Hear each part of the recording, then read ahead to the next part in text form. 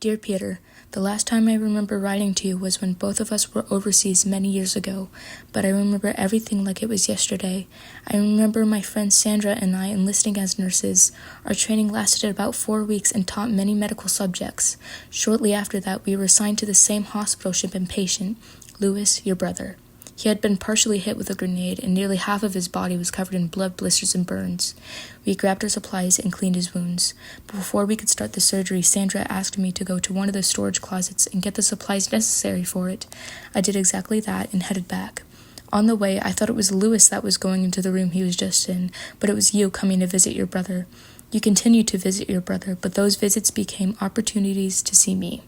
It pains me to think about such bittersweet moments. Years have passed since the war, but the memories still haunt me, like when we were on Liberty and you asked me to go on a date along with your friend Daniel and his girlfriend Emily coming along as well. Little did we know we'd lose 2 great lives that day.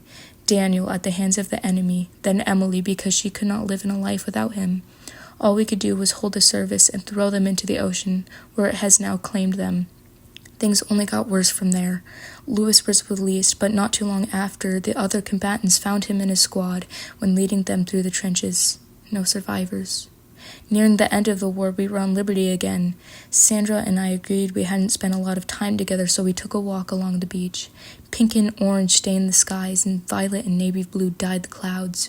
It was almost magical. Anyways, Sandra and I were catching up when we heard a loud boom and yelling towards our ship. I could see the terror in her eyes. When we arrived at the scene, we saw enemy soldiers stealing medicines, bandages, everything. They attacked the caretakers and patients, so I did my best to disable the invaders. Suddenly, a soldier jumped on me, and I threw him off, but as I kicked him, he stabbed my Achilles. The shock and pain left me barely able to move, but Sandra used her pistol to help me. After the incident, I was honorably discharged and on crutches temporarily, but I was awarded the Purple Heart. I wasn't able to serve anymore, so I involved myself with volunteer service. You were still fighting. Sandra was taking care of the wounded patients from the invasions, and I just had to wait. Then it was finally over.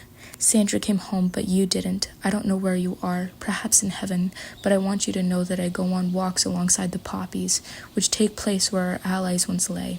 No longer is the world lit by bombs or heated by the flamethrowers that lick the ground. The sun is bright now, its rays warming the earth in my skin, but also of the hearts around the world. Your love, Carol.